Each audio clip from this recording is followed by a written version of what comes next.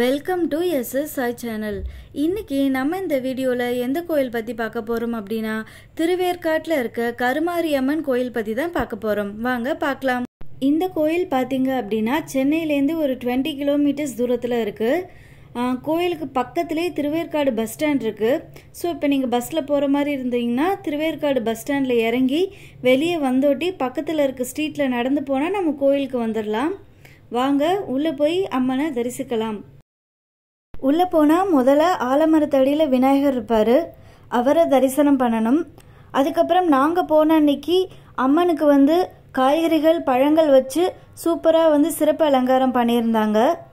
அந்த அம்மனை தரிசனம் பண்ணதுக்கப்புறமா உள்ள கருவறையில் இருக்க அம்மனை நாங்கள் பார்த்தோம்.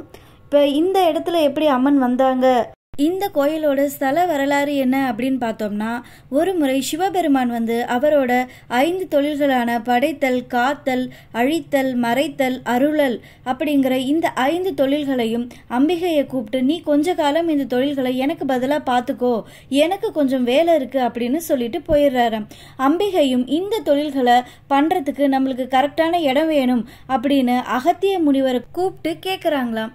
அகத்திய முனிவர் யோசிச்சு பார்த்துட்டு வேல்காடு அப்படிங்கிற ஒரு இடத்த சொல்றாராம். அந்த காலத்துல வேல்காடு அப்படிங்கிற இடம் தான் இன்னைக்கு மருகி வேர்க்காடு அப்படின்னு ஆயிடுச்சு. வேல்காடு அப்படின்னா வேலமரம், வேப்ப மரம் நிறைய இருக்க காடு தான் வேல்காடு.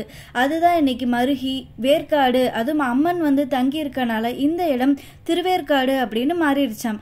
இந்த இடம் உங்களுக்கு உகந்ததா இருக்கும் தாயே அப்படின்னு அகத்திய முனிவர் சொல்றாராம். அதனால அம்மன் இந்த இடத்துல சுயம்புவா, அதுவும் ஒரு புற்றுல எழுந்தருளி நம்மளுக்கெல்லாம் தரிசனம் தராங்க. வேற என்ன ஸ்தல வரலாறு சொல்றாங்க அப்படின்னா, ஒரு முறை கருமாரியம்மன் உருமாறி தன்னோட உருவத்தையே ஒரு வயசான மூதாட்டி மாதிரி மாத்திக்கிட்டு குறி சொல்ற பெண்ணா சூரிய பகவானை பார்க்க போறாங்களாம். சூரிய பகவான் அவங்கள மதிக்காம அவங்கள ரொம்ப கேலி பண்ணிடுறாராம்.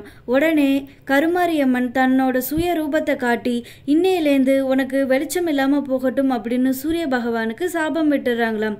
சூரிய பகவான் உடனே அவரோட தவற உணர்ந்து கருமாரியம்மன்ட்ட மன்னிப்பு கேட்கிறாங்களாம். அம்மனும் மன்னிச்சு, இனிமேலாவது வெளி தோற்றத்தை வச்சு யாரையும் எள்ளி நகையாடாத அப்படின்னு சொல்றாங்களாம். சூரிய பகவானும் அவரோட தவற உணர்ந்துட்டு, நான் இந்த தப்பு பண்ணதுக்கு உங்க மேல புரட்டாசி மாசமும் பங்குனி மாசமும் உங்க தலை முடிய வணங்குறதுக்கு எனக்கு அனுமதி கொடுங்க அப்படின்னு கேட்கிறாராம். அம்மனும் அவர் வேண்டின வரத்தை அவருக்கு கொடுத்துட்றாங்களாம்.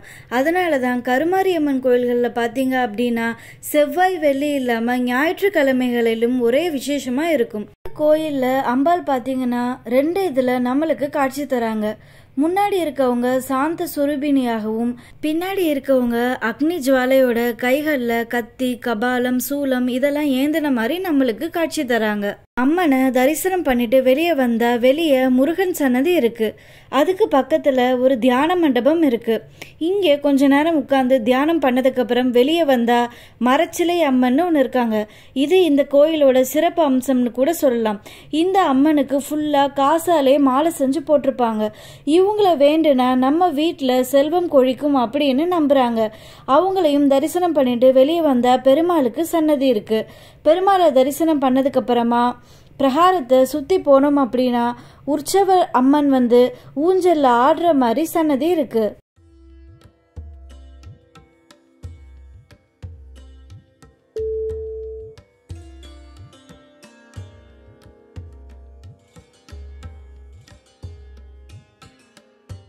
அங்காள பரமேஸ்வரி தாயார் சன்னதி, அப்புறம் விநாயகருக்கும் தனியா சன்னதி கொடுத்துருக்காங்க. அப்புறம் பிரித்யங்கரா தேவிக்கும் சன்னதி கொடுத்துருக்காங்க. அப்புறம் காயத்ரி தேவி, மகாலட்சுமி தேவி, மீனாட்சி, காமாட்சி, விஷாலாட்சி, ராஜராஜேஸ்வரி, சாவித்ரி இவங்களுக்கு எல்லாமே தனித்தனியா சன்னதி கொடுத்துருக்காங்க. பக்கத்துல முருகப்பெருமாளுக்கு தனி சன்னதி கொடுத்துருக்காங்க. அதுக்கு பக்கத்துல கோயிலோட ஸ்தல விருட்சமா வெல்வேல் மரம் இருக்கு.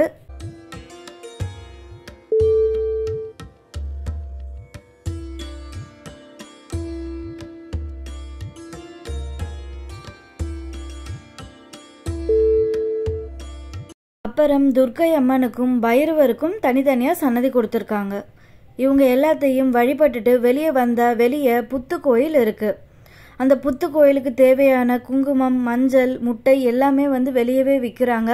நம்ம அதை வாங்கிட்டு தேவையான வேண்டுதல்களை பண்ணிடலாம். உள்ள புத்து கோயிலில் ராகு கேதுவும் இருக்காங்க.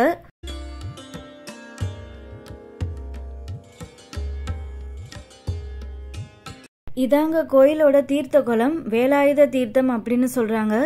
பக்கத்திலேயே பொங்கல் வைக்கிறதுக்கு பக்தர்களுக்கு சின்னதாக ஒரு மண்டபம் மாதிரி பண்ணி கொடுத்துருக்காங்க.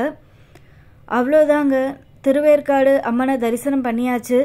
திருவேற்காடு அம்மன் ரொம்பவே சக்தி வாய்ந்த அம்மன். குழந்தை வரம் வேணுங்கிறவங்க, சீக்கிரம் திருமணம் ஆகணும் அப்படின்னு நினைக்கிறவங்க, தீராத நோய்களால் அவதிப்படுறவங்க இந்த கோயிலுக்கு வந்து அம்மனை தரிசிச்சா கண்டிப்பாக அம்மன் வந்து நம்ம குறைகள் எல்லாத்தையுமே நிவர்த்தி பண்ணுவாங்க. கருமாரி அம்மன் உருமாறியாச்சும் வந்து நம்ம சங்கடங்களையும் குறைகளையும் கண்டிப்பாக தீர்த்து வைப்பாங்க. ஸோ நீங்களும் டைம் கிடைச்சா கண்டிப்பாக திருவேற்காட்டில் இருக்க கருமாரி அம்மனை போய் தரிசனம் பண்ணுங்கள். அப்புறம் உங்களுக்கு இந்த வீடியோ பிடிச்சிருந்துச்சுன்னா லைக் பண்ணுங்கள், ஷேர் பண்ணுங்கள், அப்புறம் நம்ம சேனலுக்கு சப்ஸ்கிரைப் பண்ணுங்கள்.